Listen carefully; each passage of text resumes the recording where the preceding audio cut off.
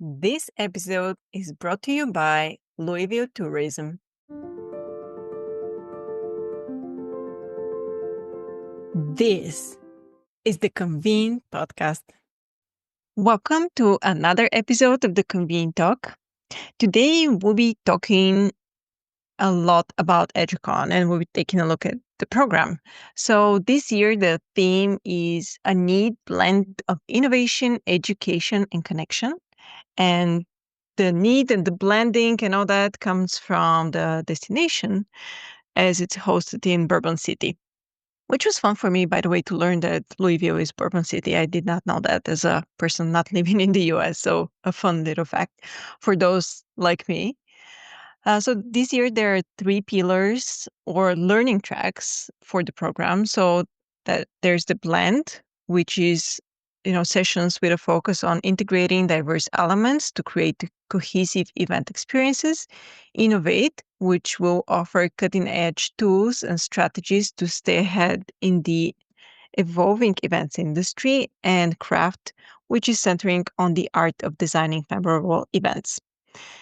So at the time of this recording, we just went to print with our June issue, where we shared an interview with Tracy Depew, who's Pcma's chief marketing officer. She shared what's in store for participants attending the event. She mentioned that as attendees said that they desired more deeper dive sessions and more content focused on event trends. That's what the event program will focus on this year, delivering those through a longer form, high quality sessions that dive deeper into the latest event trends, strategies, and emerging technologies. Which sounds really interesting, actually. edUcon has always been the event where Pcma and the community come out to play. I feel it's always been innovative. Each year it's a little bit different.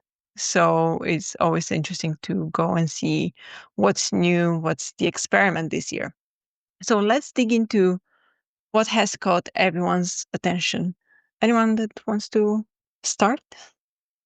I'll jump in. I think it's really cool that's in Louisville, which, even though I don't live in Kentucky, I feel like is my neck of the woods. So I'm always happy when I see our southern cities represent. I've actually never been to Louisville, so I'm a little bit jealous of everyone going. I've always wanted to go there. I just know I feel like I know a lot about it just because it's relatively close to me. Like, I could drive there in a day if I wanted to, but also because we've worked with Louisville CPB so much, and I think they do just an excellent job of creatively selling their destination. I think people will have a lot of fun. I mean, there's the bourbon, there's the live music, you've got sports, obviously, you've got the Slugger Museum and the Kentucky Derby, of course, and it sounds like a lot of those things are going to be integrated into the experiences at EduCon, which I think is really cool. There's more about that in our issue, in our EduCon preview. That's what I really loved about the EduCon experience that I had at Montreal, and I felt like I got a really good feel for the city and what it was about there. So yeah, I'm jealous of everyone going. I think everyone will have a ball in Louisville. Barbara, what are you excited about to see, hear? What's on your mind about EduCon? Well, I wanted to just chime in on the cheers for Louisville. I have 2 nieces that live there, and so I've been there a lot, and what really surprised me when I first went there is how much art there is there. There's just a lot of things that you wouldn't expect in that city, That's and right, like I the think Museum Hotel. yes. And, I went there about 10 years ago, and there was a little storefront. It's got this beautiful brick architecture that's, vintage brick streets, and this little storefront that was filled with nothing but cider. Like, the alcoholic cider, just shelves of it, and that was just at the beginning of kind of the cider moment. And I think that's kinda like Louisville's surprising that way. I think it's like those cities that are large enough to have concentration of artists and all kinds of people, but they're not so close to another big city that it gets diluted. So it's a real self-contained little city with its own culture. And here's who I would just make absolutely sure to see if I were there, is Imani Ellis, who I spoke with a couple weeks ago. She is the founder of CultureCon and also a community called the Creative Collective NYC. She's a Black woman who's in the creative field, and she just saw a need for a space for Black creatives, so she started one, and then she started CultureCon, which is a conference for Black creatives, and it grew from 150 people to thousands. I just thought she was remarkable. I loved talking to her. The thing that stuck out to me is she said that talent is equally distributed, but there's not equal access to opportunity was kind of the kind of what spurred her on. And I mean, so true, so true. So anyway, she's very warm and has lots to say, and I would just go see her. Is she one of the speakers there? She is a speaker. She's gonna be in conversation with someone, which is one of my Gotcha. favorite formats. Yeah, so I could have talked to her all day. You know what made an impression? So I was browsing through the program and I was specifically looking for DEI related topics. And I was so happy to see those in the program. Not hidden, not with, mushy names, but they were very straightforward. And I was so happy to see that. I think the industry needs that right now a lot. And that's just reminds me of the other keynote that we have, Denim Richards, that those who are fans of Yellowstone would recognize. It's a topic that's very close to my heart on personal branding. So I would be curious how he would speak about that, having in mind that he's a popular person. He's an actor, but he also is an entrepreneur and he has some other activities that he does.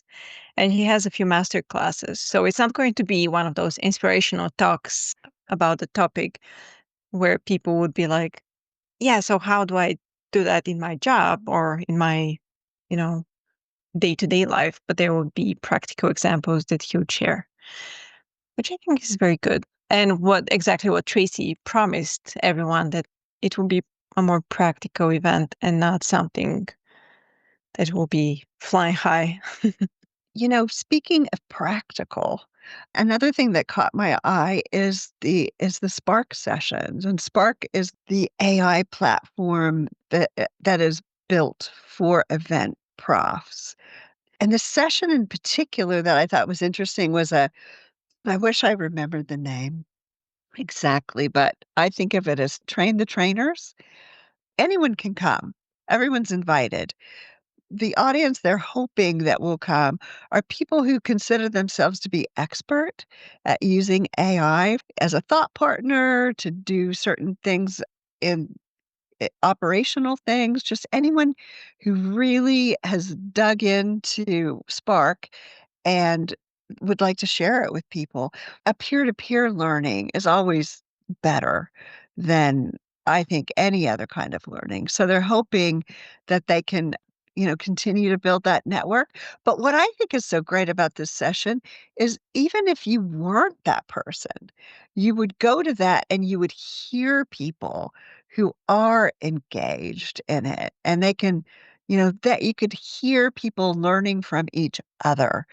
What I go to conferences for is to find people who are ahead of me and listen to them talk to each other, and then I learn from that. So I think that session, if you're at all interested in using AI and using Spark, that would be something that I would definitely put on my agenda. And speaking about agendas, I don't know if you've noticed that, but when you look at the program, there is a new filter on the side with sample agendas that fit different career levels. And there is one for first timers. And I've never seen that done to date. So I was so surprised to see it. It's so cool that instead of being overwhelmed by all the concurrent sessions, you can just click a filter and see what may be appropriate for your work level, which I think is very cool. For all the times that I've been to Louisville, I've never been to the Kentucky Derby. And so I think that's pretty exciting that reception's there at Churchill Downs.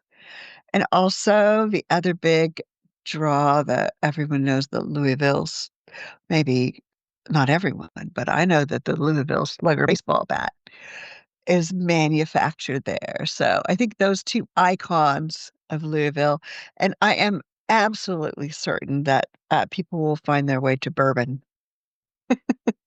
I like that. Oh, By the way, absolutely. it's also a very cool thing for people outside the US that are joining the meeting because, as I said, I did not know it's called or it had the nickname of Bourbon City, and all these things you mentioned sound very movie-like to people like me. So I'm excited for everyone outside the US joining and being able to, get this little bit of authenticity from Yeah. Louisville. And there's a river, there's a waterfront, and then there's this wonderful old steamship that's permanently parked, the paddle wheel. And so that's that's a very iconic kind of this paddle wheel down the river. Oh yeah. That's cool. So good things coming up at edUcon. Again, it's a playground. It's going to be different. Some things will work, some things might not work that well, but that's why we experiment, and that's where we can all learn together so that everyone can do better at the end of the day. So thank you all for sharing a few little insights and nuggets on what's cool at edUcon.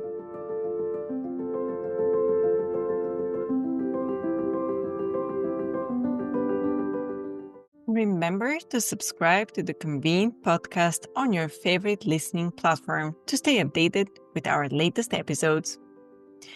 We want to thank our sponsor, Louisville Tourism. Learn more at gotolouisville.com/meeting-planners.